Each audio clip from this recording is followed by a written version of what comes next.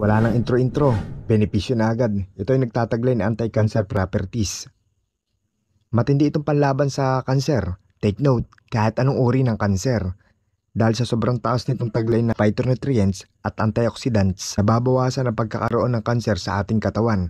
Ang halamang gamot na ito ay naitala na mayaman sa wiedanolides, isang natural na kemikal na matatagpuan lamang sa halaman na nagiging assurance natin na hindi mapapasok ng kanser ang ating katawan. Ito rin ay mayaman sa calcium. Kaya sorry, osteoporosis, may panlaban kami sa iyo at hello, strong bones.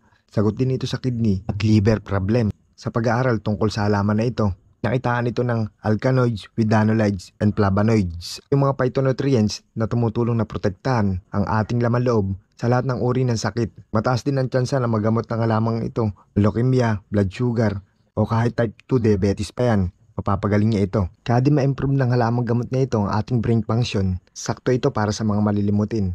Gamot din ito sa joint problem o rheuma, lupus, o matinding pananakit ng ulo. Kung hindi ka pa rin bilib sa halaman na ito, dagdagan pa natin yan.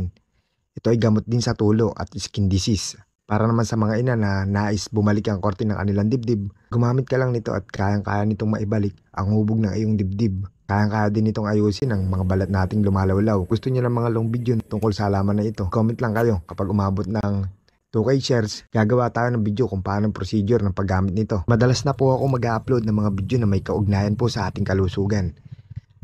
God bless po sa inyo lahat.